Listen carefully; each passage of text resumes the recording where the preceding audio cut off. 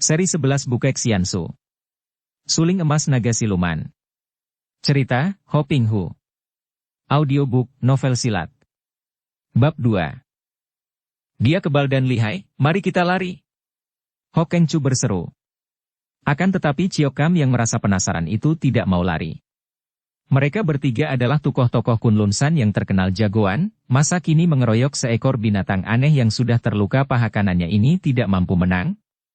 Tiba-tiba Ciok Kam mengeluarkan suara melengking nyaring dan tubuhnya melayang ke atas. Inilah keistimewaannya dan yang membuat dia dijuluki Hui Siang Kiam, sepasang pedang terbang. Biarpun pedangnya tinggal sebatang, namun kini dengan meloncat sangat cepatnya, tubuhnya melayang ke atas dan dari atas dia menyerang dan menusukkan pedangnya ke arah ubun-ubun kepala makhluk itu. Jurusnya ini adalah jurus pilihan, dan jaranglah ada tokoh Kang Ou yang akan mampu menghindarkan diri dari serangan dahsyat ini. Yeti itu menggereng, kedua tangannya melindungi kepala dan digerakkan sedemikian kerasnya sehingga ketika pedang itu menusuk, pedang dan orangnya kena ditamparnya dan tubuh Ciok Tosu terpental sampai beberapa meter jauhnya, menumbuk batang pohon dan terbanting ke atas tanah dan terus menggelundung masuk ke dalam jurang. Melihat ini, Ho Keng Chu dan Ho Kia Chu marah sekali dan berbareng mereka itu menyerang dengan pedang dan sabuk sutera. Cat! Ujung sabuk sutera mengenai tepi mata kanan makhluk itu. Makhluk ini mengaum dan tangan kanannya yang panjang berbulu itu bergerak sedemikian cepatnya sehingga tahu-tahu pundak Ho Keng Chu karena dicengkeram. Kuku-kuku yang amat panjang, kuat tajam dan runcing melengkung itu meremukan tulang pundak dan betapapun Tosu itu meronta, dia tak mampu melepaskan diri. Tidak. Jangan. Tosu itu menjerit dan matanya terbelalak, akan tetapi makhluk itu sudah menggerakkan lengan kirinya dengan kuku-kuku diulur menusuk dan menggurat. Terdengar kain robek dan kukunya telah merobek kain berikut kulit dan daging Tosu itu, dari ulu hati sampai ke pusar sehingga terobeklah perutnya dan isinya berantakan. Ketika dilepas, tubuh itu sudah tak bernyawa lagi dan mandi darah. Ho Kia Chu terbelalak, mukanya pucat sekali dan dia menggigil. Maklum bahwa dia tidak akan mampu melawan makhluk itu, dia lalu membalikkan tubuhnya dan melarikan diri. Akan tetapi, dengan sekali lompat saja, makhluk yang kelihatannya lamban itu sudah mengejarnya dan sekali tangannya bergerak, jari-jari tangan yang kuat itu sudah menampar ke arah leher. Krek! Tubuh Ho Kia Chu terpelanting dan roboh dengan tulang leher patah-patah. Tentu saja dia pun tewas seketika. Yeti itu masih marah. Sepasang matanya kini menjadi kemerahan dan beringas. Dia mendengus-dengus, lalu melangkah, terpincang-pincang dan kaku karena paha kanannya tertembus pedang, memasuki guha. Di dalam guha dia mengamuk, mengobrak-abrik kayu-kayu bakar dan melempar-lemparkan batu-batu, setelah puas mengamuk lalu dia keluar dan biarpun terpincang-pincang, tubuhnya dapat dengan cepat mendaki lereng yang berbatu-batu, kemudian menuruni jurang dan lenyap ditelan semak-semak belukar. Suasana menjadi sunyi sekali di tempat itu. Sunyi dan menyeramkan. Bau amis darah terbawa angin lalu, bercampur dengan bau daun-daun yang dihidupkan oleh sinar matahari pagi. Burung-burung yang tadinya seperti bersembunyi ketakutan, mulai menampakkan diri. Hanya beberapa macam burung yang tahan hidup di daerah dingin seperti lembah Arun ini. Mayat Ho Keng Chu telentang mengerikan. Matanya terbelalak dan perutnya terbuka. Mayat Ho Kia Chu rebah miring, kepalanya terputar dan matanya juga terbelalak ketakutan. Kurang lebih 2 jam kemudian, nampak sesosok tubuh merangkak-rangkak keluar dari dalam jurang. Itulah Ciok Kam Tosu. Ternyata dia belum tewas dan ketika dia terguling ke dalam jurang dalam keadaan pingsan, ada semak-semak yang kebetulan menahan tubuhnya sehingga dia tidak sampai terjatuh ke dalam jurang yang seolah-olah tidak berdasar saking dalamnya itu. Dan karena dia pingsan, maka makhluk aneh itu tidak mendengar dia bergerak lagi dan mengira dia sudah mati maka meninggalkannya. Ketika tiba di atas tebing jurang dan melihat keadaan 2 orang sahabatnya, Ciok Tosu terbelalak, menghampiri mayat mereka dan menangislah Tosu ini. Dengan hati penuh duka dia lalu menguburkan 2 mayat sahabatnya itu. Sampai matahari turun ke barat, barulah dia selesai menggali lubang dan menguburkan mayat 2 orang Tosu Kunlun San itu. Tubuhnya terasa nyeri semua dan hampir kehabisan tenaga. Maka dengan terhuyung-huyung dia lalu kembali ke dalam guha, tanpa menutupkan batu bundar karena tenaganya sudah habis. Akan tetapi tidak terjadi sesuatu malam itu dan pada keesokan harinya, pagi-pagi sekali Ciok Tosu sudah berada di depan makam 2 orang sahabatnya. Dia mengepal tinju dan mengamang-amangkan tinjunya itu ke jurusan puncak gunung.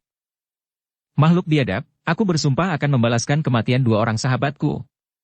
Setelah berkata demikian Ciok Kam lalu pergi meninggalkan tempat itu, terus mendaki lereng itu menuju ke barat, membawa pedangnya yang tinggal sebuah dan juga membawa pedang Hokyacu untuk melengkapi pedangnya sehingga kini dia mempunyai lagi sepasang pedang, sungguh pun ukuran dan beratnya tidak sama. Alam di sekeliling, tempat itu masih indah seperti biasa, tidak terpengaruh oleh peristiwa itu. Akan tetapi bagi pandangan Ciok Tosu, sama sekali tidak berubah. Keindahan alam yang tadinya mempesona itu kini baginya berubah menjadi keadaan yang liar dan buas penuh ancaman maut, dan dipandangnya dengan sinar mata penuh dendam kebencian dan kemarahan di samping rasa takut yang besar. Pada waktu itu, seperti telah diceritakan di bagian depan, Pegunungan Himalaya dibanjiri pengunjung yang terdiri dari orang-orang Kang Ou bermacam-macam golongan, baik dari golongan bersih maupun golongan sesat. Berbondong-bondong mereka datang mendaki pegunungan Himalaya. Ada yang datang dari timur langsung mendaki pegunungan itu, ada yang melalui negara Bhutan atau Nepal, mendaki dari selatan, dan ada pula yang datang dari utara. Pada suatu pagi, dari arah utara berjalan serombongan orang melalui dataran tinggi yang berlapis pasir, berjalan terseok-seok kelelahan menuju ke selatan. Mereka terdiri dari belasan orang dan melihat gerak-gerik mereka, kebanyakan dari mereka itu tentulah orang-orang yang memiliki kepandaian tinggi, atau setidaknya merupakan ahli-ahli silat yang tidak gentar menghadapi kesukaran dan bahaya. Memang demikianlah adanya. 12 orang di antara mereka adalah serombongan Piausu, pengawal-pengawal bayaran, dari perusahaan ekspedisi Pek Ipiokiok, perusahaan pengawalan baju putih. Baju mereka semua memang berwarna putih, dengan sulaman sebatang senjata rahasia Huitu, pisau terbang, di dada kiri, sungguh pun celana mereka bermacam-macam warnanya. Sulaman pisau terbang itu bukan sekedar hiasan belaka karena memang semua anggota Pek Ipiokiok mempunyai keahlian melemparkan pisau sebagai senjata rahasia dengan lontaran cepat, kuat dan tepat. Di antara 12 orang ini terdapat pemimpinnya, seorang Piausu yang usianya kurang lebih 50 tahun, bertubuh kurus namun memiliki sepasang mata yang tajam dan gerak-geriknya menunjukkan bahwa dia adalah seorang ahli silat yang pandai dan seorang yang telah memiliki banyak pengalaman. Piausu ini adalah pemimpin Pek Ipiokiok sendiri bernama Lausek, dan julukannya adalah Toat Beng Huitu, pisau terbang pencabut nyawa, karena memang dia seorang ahli yang pandai dalam penggunaan senjata ini dan dialah yang melatih semua anak buahnya sehingga mereka semua mahir melontarkan pisau terbang. 11 orang anak buahnya itu merupakan anggota Piokiok pilihan yang rata-rata memiliki kepandaian cukup tinggi karena saat itu Lau Piausu sedang melakukan tugas yang amat penting. Dia bersama 11 orang anak buahnya bertugas mengawal pengiriman barang-barang berharga milik seorang pedagang dari Kathmandu di Nepal yang dipikul oleh 4 orang dan sebagian dipanggul pula oleh para anggota Piokiok. Barang-barang berharga ini dikirim dari Chengtu di Sichuan untuk dibawa ke rumah pedagang itu di Nepal dan tentu saja untuk biaya pengiriman dan pengawalan ini, si saudagar membayar mahal sekali kepada Lau Piausu. Perjalanan itu amat jauh, sukar dan juga penuh bahaya dan hanya rombongan Piausu seperti yang dipimpin oleh Lau Piausu itu sajalah yang berani menerima pekerjaan berat itu. Di dalam rombongan itu terdapat pula seorang gadis kecil bersama kakeknya yang sudah tua namun yang juga memiliki kekuatan yang mengagumkan. Kakek ini jelas memiliki kepandaian silat yang kuat, dapat dibuktikan dengan cara dia mendaki jalan-jalan yang sukar dan mendaki, dan kadang-kadang dia masih harus menggendong cucunya sambil membawa buntalan bekal mereka berdua. Gadis kecil itu berusia kurang lebih 12 tahun, seorang gadis yang mungil dan manis, lincah jenaka dan memiliki watak bengal dan pemberani. Hanya di waktu melewati jurang-jurang yang berbahaya sajalah maka dia tidak membantah kalau kakeknya memondongnya. Akan tetapi kalau hanya melewati jalan-jalan kasar dan sukar saja tanpa ada bahaya mengancam, anak ini berjalan mendahului kakeknya. Sebentar saja anak perempuan itu dikenal oleh semua anggota rombongan dan disebut Xiao Goat, bulan kecil. Memang, kelincahan anak itu, kejenakaan dan kegembiraannya, membuat dia seperti menjadi sang bulan yang menerangi kegelapan malam dan mendatangkan keindahan dengan suaranya yang nyaring, nyanyiannya yang merdu, tariannya yang gemulai dan gerak-geriknya yang lincah jenaka. Tidak ada seorang pun di antara rombongan itu yang mengetahui nama selengkapnya dari si bulan kecil. Mereka mendengar kakek itu menyebut Goat kepada anak perempuan itu, maka mereka lalu menyebutnya Xiao Goat. Bahkan anak itu pun hanya tersenyum manis saja disebut seperti itu, dan kalau ada yang iseng-iseng bertanya, dia pun mengaku bahwa namanya Goat. Kakek itu pendiam sekali, tidak pernah mau bicara kalau tidak perlu. Ketika ada orang menanyakan, dia hanya menjawab pendek bahwa namanya hanya terdiri dari satu huruf, yaitu Kun. Maka terkenalah dia sebagai Kun Lopek atau Kakek Kun. Semua orang menduga bahwa tentu ada rahasia yang menarik di balik riwayat kakek ini. Selain Kun Lopek dan Xiao Goat, terdapat pula seorang sastrawan yang juga pendiam seperti kakek itu dan keadaannya lebih aneh lagi karena dia sama sekali tidak mau menerangkan namanya. Akan tetapi tidak ada orang yang berani mendesak untuk bertanya kepadanya, karena diam-diam Lau Piausu, kepala rombongan pengawal bayaran itu yang berpengalaman dan bermata tajam, sudah membisikkan kepada semua orang bahwa sastrawan itu adalah seorang yang tentu memiliki kepandaian amat tinggi dan agaknya merupakan seorang di antara orang-orang Kang Ou yang datang ke pegunungan Himalaya untuk mencari pedang kerajaan yang dicuri orang. Maka semua orang tidak ada yang berani banyak cakap, dan memandang kepada sastrawan itu dengan segan dan juga takut bukan tanpa kecurigaan. Namun, sastrawan itu tidak peduli, dia seperti tenggelam dalam lamunannya sendiri. Usianya masih muda, kurang lebih 20 tahun, wajahnya tampan dan sikapnya gagah biarpun gerak-geriknya amat halus. Semudah itu dia sudah kelihatan pendiam dan seringkali muram wajahnya, begitu serius seperti wajah seorang kakek saja. Pakaiannya sederhana, pakaian yang biasa dipakai oleh sastrawan atau orang yang bersekolah, dengan jubah yang agak longgar dan lebar. Dugaan Lau Piausu dan sikap sastrawan muda ini yang amat pendiam membuat orang lain dalam rombongan itu tidak berani banyak bicara dengan dia. Selain kakek Kun, Xiao Goat dan sastrawan ini, terdapat pula beberapa orang pedagang, yang karena mendengar akan adanya orang-orang Kang Ou di pegunungan Himalaya, tidak berani melakukan perjalanan tanpa teman dan ikut bersama rombongan Piausu yang mereka andalkan, dengan membayar uang jasa sekedarnya. Jumlah para pedagang ini ada 3 orang sehingga dengan rombongan Piausu, rombongan mereka semua berjumlah 18 orang ditambah pula 4 orang pemikul barang-barang kawalan. Jadi semua ada 22 orang. 3 orang pedagang keliling itu adalah orang-orang yang bertubuh gendut-gendut dan mereka sudah mandi keringat karena sejak tadi jalan mendaki terus. Napas mereka juga sudah kempas-kempis. Beberapa kali sambil berjalan mereka minum air dari tempat air mereka, akan tetapi karena minum ini keringat mereka menjadi semakin membanjir keluar. Ah, kami sudah lelah sekali. Apakah sebaiknya tidak mengasuh dulu, Lau Piausu, seorang di antara mereka mengeluh. Paman dari tadi minum terus sih, maka banyak keringat dan badan menjadi semakin berat saja. Tiba-tiba Xiao Goat mencela sambil tersenyum menggoda. Pedagang gendut itu pura-pura melotot. Ah, kau Xiao Goat, aksi benar. Seolah-olah kau sendiri tidak lelah. Xiao Goat mencibirkan bibirnya yang mungil, lalu mengangkat dada dan bertolak pinggang. Aku tidak salah paman. Buktinya, hayo kita berlomba lari, tantangnya. Tentu saja yang ditantang hanya menyeringai. Jalan biasa di tempat pendakian itu sudah payah, apalagi diajak berlomba lari. Dan memang anak perempuan itu masih nampak gesit. Sedikit lagi, kata Lau Piausu. Kita mengasuh di hutan depan sana itu. Dia menuding ke depan dan memang di sebelah depan, masih agak jauh, nampak gerombolan pohon hijau lebat.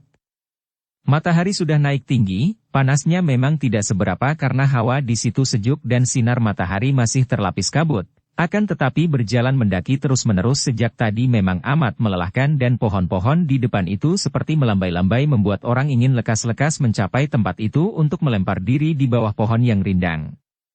Agaknya karena ingin memamerkan dan membuktikan bahwa dia tidak selelah pedagang gendut itu. Xiao Goat sudah berjalan cepat setengah berlarian menuju ke depan, karena darah ini pun senang sekali melihat hutan di depan itu setelah sejak kemarin mereka melalui daratan tinggi berpasir yang membuat langkah-langkah terasa berat karena kedua kaki selalu terpeleset di pasir yang lunak, apalagi karena jalannya terus mendaki. Selama sehari semalam sejak kemarin, mereka hanya melihat pasir saja, dengan beberapa tumbuh-tumbuhan dan pohon-pohon yang kurus dan setengah kering. Maka, tentu saja sebuah hutan akan merupakan pemandangan baru yang amat menyegarkan. Hati-hatilah, Goat. Kakek Kun berkata akan tetapi tidak melarang cucunya yang setengah berlari mendahului semua rombongan itu. Xiao Goat menoleh, tertawa manis kepada kakeknya. Jangan khawatir, Kongkong, katanya melambaikan tangan lalu melanjutkan larinya ke depan. Kebetulan sekali kakek Kun berjalan di dekat sastrawan muda itu. Sejak tadi sastrawan itu memandang ke arah gadis cilik yang berlarian ke depan, alisnya berkerut dan akhirnya, tanpa terdengar orang lain, dia berkata kepada kakek di sebelahnya itu dengan suara tenang dan halus. Lopek salah sekali membawa cucu yang demikian muda dalam perjalanan yang sukar ini. Suara itu tenang dan halus, juga lirih. Akan tetapi penuh nada teguran sehingga kakek itu menoleh, sejenak menentang pandang mata sastrawan muda itu. Dua pasang mata bertemu pandang dan keduanya diam-diam terkejut. Sastrawan muda itu melihat sinar mata yang mencorong keluar dari sepasang mata kakek itu yang biasanya bermuram durja dan termenung saja, dan sebaliknya, kakek itu pun melihat sinar mata yang amat tajam menusuk dari mata pemuda sastrawan itu, jelas membayangkan pandang mata seorang yang berisi. Memang keduanya, dalam sikap mereka, yang pendiam dan tidak acuh, sudah saling mencurigai dan menduga bahwa masing-masing adalah orang yang diliputi rahasia dan bukan orang sembarangan, sungguh pun keduanya kelihatan seperti orang sastrawan muda dan seorang kakek yang keduanya lemah. Sastrawan itu tiba-tiba merasa mukanya panas dan tahulah dia bahwa mukanya menjadi merah karena malu. Karena merasa seolah-olah sinar mata kakek yang mencorong itu menjawabnya dengan teguran. Kau peduli apa? Akan tetapi karena merasa penasaran dan juga mengkhawatirkan keselamatan Xiao Goat yang mungil dan masih kecil itu, dan merasa bahwa dia sudah terlanjur mengajukan pertanyaan yang nadanya menegur, dia merasa kepalang tanggung dan sastrawan itu melanjutkan kata-katanya dengan lirih tanpa terdengar orang lain, kini dengan sebuah pertanyaan. Sesungguhnya, kemanakah Lopek hendak membawa cucu Lopek yang kecil itu? Tentu saja kalau boleh aku bertanya. Kembali mereka berpandangan dan beberapa lamanya kakek itu tidak menjawab, hanya melanjutkan langkahnya satu-satu dan perlahan-lahan, akan tetapi pandang matanya tak pernah meninggalkan wajah pemuda sastrawan itu. Kemudian terdengarlah dia menjawab, atau lebih tepat lagi berbalik dengan pertanyaan pula. Dan kemana engkau hendak pergi, orang muda? Sastrawan muda itu tersenyum. Selama dalam perjalanan ini, dia merahasiakan diri dengan angkuhnya, karena memang dia tidak ingin dikenal orang. Akan tetapi siapa kira, dia kini bertemu batu dan kakek ini ternyata tidak kalah angkuh olehnya. Buktinya, sebelum menjawab pertanyaannya, kakek ini bertanya lebih dulu, tanda bahwa kakek itu tidak akan menjawab sebelum dia menjawab lebih dulu. Baiklah, katanya lirih. Jangan kau kira bahwa aku ke sini untuk mencari pedang kerajaan. Sama sekali bukan. Aku mendaki pegunungan ini untuk mencari istriku yang pergi. Sepasang mata yang mencorong tajam itu tiba-tiba melunak, seolah-olah merasa kasihan mendengar ucapan ini, akan tetapi hanya sebentar dan kembali sinar mata kakek itu menjadi acuh tak acuh. Kemudian, dengan nada suara sama tak acuhnya, dia berkata sebagai jawaban dari pertanyaan sastrawan muda tadi. Aku membawa cucuku karena dia tidak dapat kutinggalkan, dia tidak mempunyai siapa-siapa lagi selain aku. Sekarang sastrawan itu yang merasa kasihan, bukan kepada si kakek melainkan kepada anak perempuan itu. Dia menoleh dan melihat anak itu masih berlari-lari dengan gembira, hampir tiba di hutan. Mengapa diajak ke tempat seperti ini? Dia mendesak. Untuk mencari musuh kami. Jawaban itu singkat saja dan kini kakek itu mempercepat langkahnya, sengaja menjauh. Sastrawan itu kembali terkejut. Dia makin merasa yakin bahwa kakek itu tentu bukan orang sembarangan, sungguh pun sama sekali tidak pernah memperlihatkan kepandaiannya. Xiao Goat telah tiba lebih dulu di tepi hutan. Melihat pohon-pohon raksasa yang berdaun lebat, hijau segar itu, dia gembira sekali dan terus berloncatan memasukinya. Tiba-tiba dia berhenti dan memandang ke depan. Di bawah sebatang pohon raksasa nampak seorang kakek rebah telentang di atas rumput tebal. Kakek ini seorang pengemis, itu sudah jelas. Pakaiannya penuh tambalan dan robek-robek di sana-sini, di dekatnya, bersandar di sebatang pohon, nampak sebatang tongkat bambu butut dan di bawahnya terdapat sebuah ciou, guci arak, kuningan butut, dan sebuah mangkok kosong yang sudah retak-retak pinggirnya. Jelaslah, dia adalah seorang pengemis tua yang sedang tidur. Melihat seorang kakek pengemis tidur di tepi hutan, di bawah pohon, di tempat yang liar dan sunyi tidak ada orangnya itu, tentu saja Xiao Goat menjadi terheran-heran. Biasanya, para gembel tentu berkeliaran di kota-kota di mana terdapat banyak orang kaya yang dapat memberi derma kepada mereka. Akan tetapi mengapa Jembel tua ini berada di tempat sunyi seperti ini? Mau mengemis kepada siapa? Xiao Goat adalah seorang anak perempuan yang hatinya perasa dan peka sekali, mudah tertawa, mudah marah, mudah kasihan, pendeknya segala macam perasaan mudah sekali menguasai hatinya. Melihat kakek Jembel yang bertubuh kurus itu, segera timbul perasaan kasihan. Maka dia lalu menghampiri, dengan maksud memberi sekedar sumbangan karena dia mempunyai uang kecil di saku bajunya. Dia ingin memberi beberapa potong uang kecil kepada pengemis itu, lupa bahwa di tempat seperti itu, apakah gunanya uang? Dia sendiri pernah mengomel kepada kakeknya karena sama sekali tidak diberi kesempatan untuk jajan karena di sepanjang jalan tidak ada orang berjualan apapun. "Kakek tua, bangunlah, kuberi derma padamu," katanya lirih. Dia melihat betapa wajah yang telentang itu membuka mata. Hanya sebentar dan darah cilik itu melihat sepasang mata yang mengeluarkan sinar tajam seperti mata kakeknya, akan tetapi hanya sebentar mata itu terbuka, menatapnya, lalu terpejam kembali. Xiao Goat merasa penasaran. Jelas bahwa kakek ini tidak tidur, akan tetapi hanya tidak mempedulikan dia saja dan pura-pura tidur. "Hei, Lokai!" teriaknya sambil mengguncang-guncang pundak kakek itu untuk membangunkannya. Akan tetapi yang diguncang-guncang tetap tidur, bahkan kini terdengar dia mendengkur. "Lokai, pengemis tua, kau tidak tidur, jangan bohongi aku." Xiao Goat mencela dan terus mengguncangnya, namun tidak ada hasilnya. Kau sengaja mempermainkan aku, ya?" Xiao Goat meloncat berdiri, sepasang matanya yang jernih dan jeli itu bergerak-gerak mencari akal, deretan giginya yang putih menggigit bibir bawah. Rasa kasihan yang timbul melihat keadaan kakek pengemis itu sudah lenyap sama sekali, terganti oleh perasaan gemas dan marah karena merasa dia dipermainkan oleh pengemis tua itu. Dan kini si bengal ini sudah memutar-mutar otak untuk mencari akal, untuk membalas kakek yang mempermainkannya. Dia tersenyum kecil dan menutup mulut dengan jari tangan kiri untuk menahan ketawa, kemudian dia mencabut sebatang rumput alang-alang yang tumbuh di bawah pohon itu.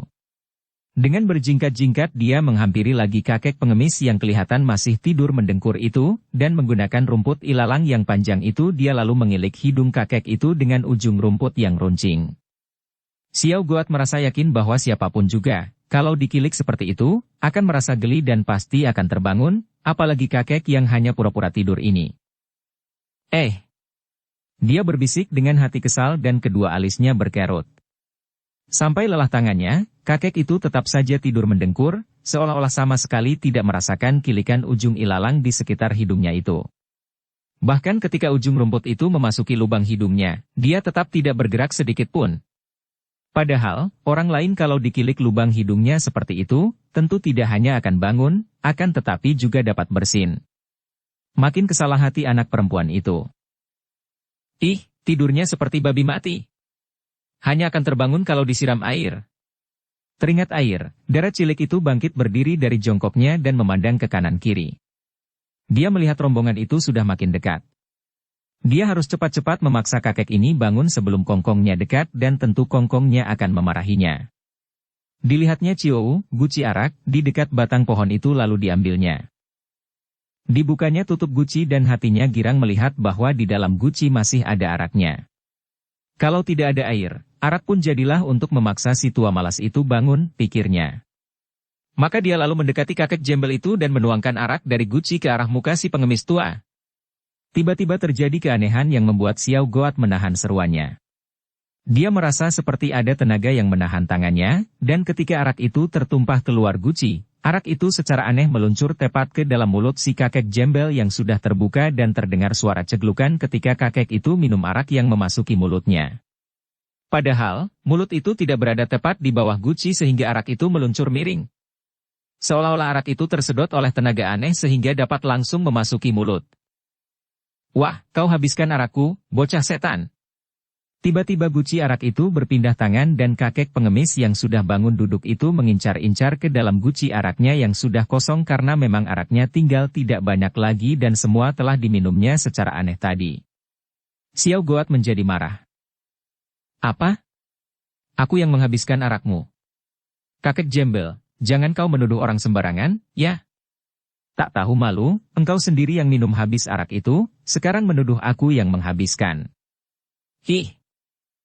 Guci itu berada di sana, Apa bisa bergerak sendiri ke mulutku kalau tidak engkau setan cilik ini yang mengambilnya?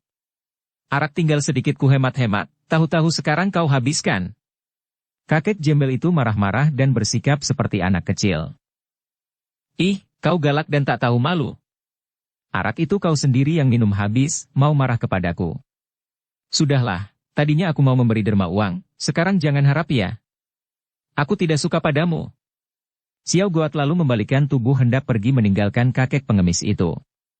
Akan tetapi baru kira-kira 3 meter melangkah, tiba-tiba tubuhnya tertahan sesuatu, seolah-olah ada dinding tak tampak yang menghalangnya untuk melangkah maju terus. Aha, kau hendak lari kemana, bocah setan? Enak saja, sudah menghabiskan arak orang lalu mau pergi begitu saja. Engkau harus mengganti arakku. Xiao Goat tidak tahu bagaimana dia tidak mampu bergerak maju lagi. Akan tetapi anak ini semenjak kecil sudah banyak melihat keanehan-keanehan yang diperbuat oleh orang-orang pandai ilmu silat. Oleh karena itu dia tidak merasa heran dan dia dapat menduga bahwa tentu kakek Jembel ini seorang yang pandai dan yang sengaja mempergunakan kepandaian yang aneh untuk menahannya. Ih! Tak tahu malu? Mulut sendiri yang minum, perut sendiri yang menampung, orang lain yang disuruh bertanggung jawab. Mana bisa aku disuruh mengganti, pula mana aku punya arak? Aku tidak pernah minum arak, teriaknya sambil membalikkan tubuh dan memandang kakek itu dengan sepasang matanya yang jernih tajam. Hah, kulihat engkau tidak datang sendiri. Rombonganmu tentu membawa arak untuk mengganti arakku. Tidak. Dia mereka punya arak sekalipun, aku tidak sudi mengganti arak yang kau minum sendiri. Xiao Goat yang mulai timbul kemarahan, dan kekerasan hatinya itu membentak. Kalau begitu, harus kau ganti dengan darahmu sebanyak arakku tadi, pengemis itu berkata. Akan tetapi kelirulah dia kalau dia mengira dapat menakut-nakuti anak perempuan itu. Mendengar ucapan ini, sepasang mata itu makin terbelalak dan makin marah. Ai! Kiranya engkau seorang jahat? Engkau tentu sebangsa siluman yang tidak hanya jahat akan tetapi juga kejam sekali suka minum darah manusia. Kongkong tentu akan membasmi siluman macam engkau. Kembali Xiao Goat hendak meninggalkan tempat itu, akan tetapi tetap saja dia tidak mampu menggerakkan kakinya, padahal pengemis itu hanya meluruskan tangan kiri saja ke arahnya dalam jarak 3 meter. Pada saat itu, rombongan telah tiba di situ dan yang paling depan adalah para piausu. 4 orang piausu yang berada paling depan, terkejut melihat Xiao Goat berdiri seperti patung dan meronta-ronta seperti tertahan sesuatu itu dan seorang kakek Jembel yang duduk di bawah pohon menjulurkan tangan ke arah anak itu. Mereka adalah piausu-piausu yang berpengalaman dan mereka dapat menduga bahwa tentu anak perempuan itu berada di bawah kekuasaan si kakek Jembel sungguh pun mereka tidak tahu secara bagaimana dan mengapa. Mereka, seperti yang lain-lain, juga amat sayang dan suka kepada Xiao Goat, maka serentak 4 orang ini meloncat ke dekat Xiao Goat. Kau kenapakah, Xiao Goat? Kakek Jembel itu. Aku tak dapat bergerak maju, kata Xiao Goat yang meronta-ronta, seperti melawan tangan tak nampak yang memeganginya. 4 orang itu lalu memegang kedua tangan Xiao Goat dengan maksud hendak melepaskannya, akan tetapi tiba-tiba ada tenaga luar biasa yang mendorong mereka dan betapapun 4 orang piausu itu mempertahankannya, tetap saja mereka terdorong dan jatuh tunggang langgang seperti daun-daun kering tertiup angin keras. Melihat ini, terkejutlah Lau Piausu. Dia tadi melihat betapa kakek pengemis itu hanya mendorongkan tangan kirinya ke depan dan 4 orang anak buahnya telah terpelanting, tanda bahwa kakek itu telah melakukan pukulan jarak jauh dan ternyata tenaga sakti itu amatlah kuatnya. Di tempat seperti itu melihat orang menyerang anak buahnya, apalagi mereka telah mendengar bahwa di pegunungan ini sekarang banyak datang orang-orang dari kaum sesat. Maka tentu saja Lau Piausu segera menduga bahwa tentu kakek itu merupakan seorang tokoh kaum sesat yang sengaja menghadang dengan niat tidak baik. Apalagi melihat betapa Xiao Goat masih juga belum mampu bergerak, maka secepat kilat kedua tangannya itu masing-masing telah melontarkan masing-masing 3 batang pisau terbang sehingga secara berturut-turut ada 6 buah pisau terbang menyambar-nyambar ke arah 6 bagian tubuh yang berbahaya dari kakek Jembel itu. Sepasang mata kakek pengemis itu terbelalak dan ternyata dia memiliki mata yang lebar sekali. Tangannya telah menangkap tongkat bambunya yang tersandar pada batang pohon di belakangnya dan begitu dia menggerakkan tongkat, nampak gulungan sinar menangkis cahaya-cahaya pisau terbang yang menyambar. Terdengar suara nyaring dan pisau-pisau terbang itu meluncur kembali dan menyerang pemiliknya dengan kecepatan yang luar biasa. Tentu saja Lau Piausu terkejut bukan main. Akan tetapi sebagai seorang ahli pisau terbang, tentu saja dapat menghindarkan diri dari sambaran pisau-pisaunya sendiri. Tangan kanannya sudah mencabut sepasang siang tu, golok sepasang, yang kemudian dibagi dua dengan tangan kirinya dan dua gulungan sinar golok itu menyampok pisaunya yang runtuh ke atas tanah, lalu diambilnya dan disimpannya kembali ke pinggangnya. Tiba-tiba terdengar suara kakek Kun yang tenang namun berwibawa. "Tahan semua, jangan mencampuri urusan cucuku." Seruan ini ditujukan kepada Lau Piausu dan anak buahnya yang tentu saja sudah menjadi marah dan siap untuk mengeroyok. Mendengar seruan ini, Lau Piausu lalu meloncat mundur dan memberi isyarat kepada semua anak buahnya untuk mundur. Dia sendiri diam-diam merasa kaget dan kagum karena ketika dia menangkis pisau-pisau terbangnya tadi, ketika golok-goloknya bertemu dengan pisau-pisau kecil itu, dia merasa betapa kedua tangannya kesemutan, tanda bahwa tenaga yang melontarkan pisau-pisaunya itu amatlah kuatnya. Padahal kakek itu hanya menangkis saja pisau-pisau itu dengan tongkat bambunya. Maka dapatlah dibayangkan betapa lihainya jembel tua itu. Kakek Kun kini melangkah maju, masih dalam jarak 3 meter dari cucunya. Dengan sepasang matanya yang mencorong, dia menatap ke arah kakek jembel yang masih duduk sambil tersenyum itu. Kemudian kakek Kun mengangguk dan berkata kepada pengemis itu. "Sobat, kalau cucuku mempunyai kesalahan terhadapmu, anggaplah saja itu kelancangan anak-anak. Perlukah engkau menanggapinya dengan serius? Kalau hendak berurusan, baiklah kau berurusan dengan aku sebagai kakeknya yang bertanggung jawab." Lau Piausu dan orang-orangnya memandang dengan hati tegang dan juga dengan penuh keheranan. Baru sekarang mereka mendengar kakek Kun bicara banyak dan begitu kakek ini mengeluarkan suara, mereka dapat mengenal ciri-ciri kegagahan seorang Kang Ou yang menghadapi segala bahaya dan ancaman dengan tenang dan dingin. Kakek Kun memang dapat melihat betapa cucunya berada dalam kekuasaan tenaga sakti dari pengemis tua itu, maka dia tidak mau menggunakan kekerasan dan melarang orang-orang lain menyerang pengemis itu karena hal ini dapat membahayakan cucunya. Pengemis itu membalas pandang mata kakek Kun, lalu mencoret-coret tanah di depannya dengan tangan kanan yang memegang tongkat, sedangkan tangan kirinya masih tetap diluruskan ke arah Xiao Goat yang masih berdiri tak mampu pergi. Kemudian dia berkata dengan suara bernada mengejek. "Kalau berada di dunia bawah sana, tentu saja aku si jembel tua tidak akan sudi ribut-ribut dengan seorang anak kecil. Akan tetapi di sini, arak merupakan sebagian nyawaku. Arakku tinggal sedikit dihabiskan oleh anak lancang ini, maka sebelum arakku diganti, takkan ku bebaskan dia." Suaranya penuh tantangan ditujukan kepada semua orang yang berdiri di depannya. "Bohong. Dia bohong, Kongkong. Sisa arak dalam gucinya itu dia minum sendiri sampai habis," teriak Xiao Goat dengan marah. Kakek Kun mengerutkan alisnya yang sudah putih dan matanya yang mencorong menyambar kepada wajah pengemis itu. "Cucuku tidak pernah membohong," bentaknya. Pengemis tua itu memandang kepada Xiao Goat. "Setan cilik, hayo kau katakan siapa yang mengambil guci arakku dan menuangkan sisa araknya sampai habis." "Memang aku yang mengambil, aku yang menuangkan sisa araknya. Akan tetapi kutuangkan semua ke dalam mulutmu. Hayo kau sangkal kalau berani," bentak Xiao Goat dengan sikap menantang. "Tetap saja perbuatanmu membuat arakku habis, baik masuk perut ataupun masuk tanah. Engkau atau orang lain harus mengganti arakku," kakek jembel itu berkeras, dengan sikap kukuh. Tiba-tiba terdengar suara yang halus tenang. "Lo Qianwei, semua omongan baru benar kalau ada buktinya." "Apakah?"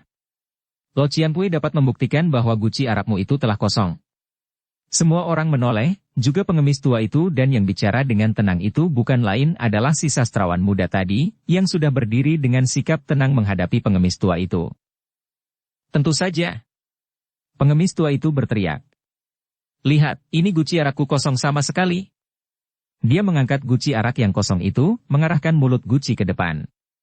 Tiba-tiba nampak sinar kuning emas meluncur dari tangan sastrawan itu dan tercium bau arak wangi. Semua orang terbelalak ketika melihat bahwa sinar kuning emas itu adalah arak yang muncrat keluar dari dalam guci arak yang dipegang oleh tangan kanan sastrawan itu dan arak itu terus meluncur ke depan, tepat sekali memasuki guci arak kosongnya yang dipegang oleh si pengemis tua.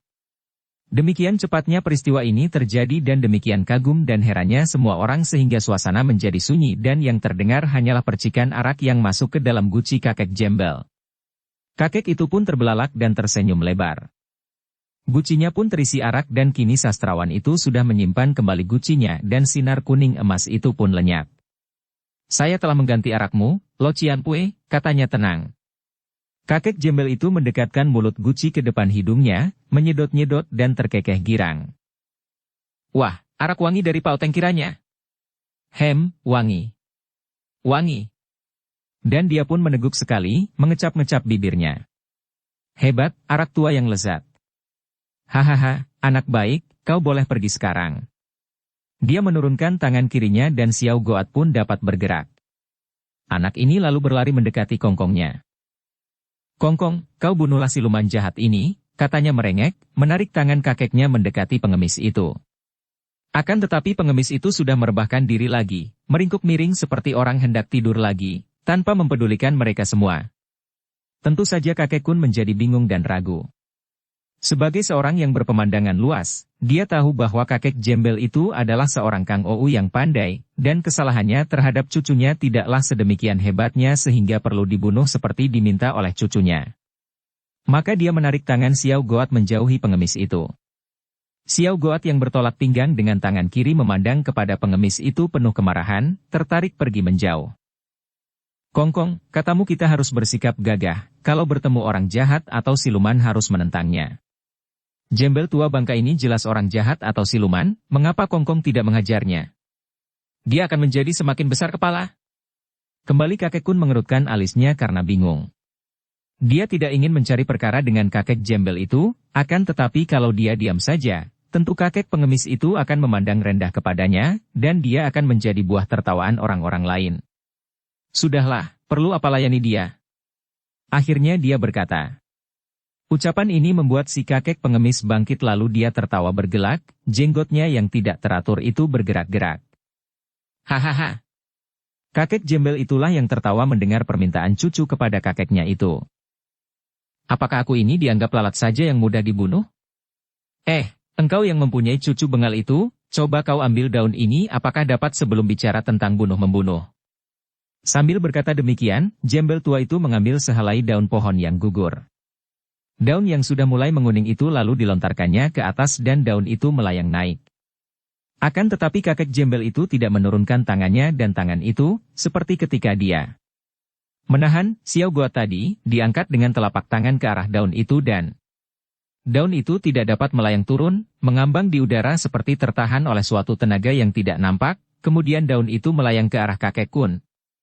Kakek Kun sejak tadi memandang tajam dan mengertilah dia bahwa kakek Jembel itu memamerkan tenaga sinkang yang dipergunakan untuk menyerangnya dengan daun itu, sungguh pun penyerangan itu hanya merupakan suatu ujian belaka.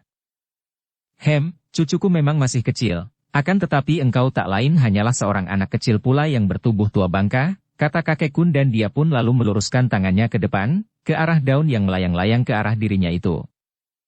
Daun itu berhenti di tengah-tengah, tidak meluncur maju lagi, seolah-olah tertahan oleh tenaga lain yang datang dari kakek itu, bahkan terdorong mundur kembali ke arah kakek pengemis. Akan tetapi kakek pengemis itu menggetarkan tangannya dan kini daun itu berhenti di tengah-tengah di antara dua orang kakek. Mereka tidak bicara lagi, dan mata mereka ditujukan ke arah daun yang diam saja di udara seperti terjepit antara dua kekuatan dahsyat. Makin lama dua orang kakek itu makin diam dan lengan mereka yang diluruskan tergetar. Makin lama makin menggigil dan dari kepala mereka mulai nampaklah uap putih. Inilah tanda bahwa keduanya saling mengerahkan tenaga untuk mencapai kemenangan dalam adu tenaga dalam yang amat dahsyat itu. Semua piausu yang dipimpin oleh Lau Piausu itu memandang dengan mata terbelalak dan muka penuh ketegangan. Tingkat kepandaian mereka, bahkan tingkat kepandaian Lau Piausu sendiri, tidaklah mencapai setinggi itu, akan tetapi mereka semua mengerti apa artinya pertandingan antara dua orang kakek ini. Baru sekarang Lau Piausu dan semua anak buahnya sadar bahwa dua orang kakek itu benar-benar merupakan orang-orang yang memiliki tingkat kepandaian tinggi sekali. Diam-diam sastrawan muda itu memandang pertandingan itu dengan kedua alis berkerut dan pandang mata penuh kekhawatiran. Hanya dialah yang tahu, di antara para anggota rombongan itu, di samping dua orang kakek yang saling bertanding tenaga sinkang, bahwa pertandingan itu mengandung bahaya yang amat hebat antara dua orang itu, keduanya terancam bahaya besar yang dapat menyeret nyawa mereka ke alam baka. Pertandingan itu sudah terlanjur, tenaga sinkang mereka sudah terlanjur saling melekat dan sukar untuk ditarik kembali karena siapa yang menariknya kembali lebih dulu terancam bahaya dorongan hawa sinkang lawan. Melanjutkannya pun berbahaya karena mereka memiliki tingkat tenaga sinkang yang berimbang, dan kalau dilanjutkan maka keduanya akhirnya tentu akan kehabisan tenaga dan dapat terluka sendiri.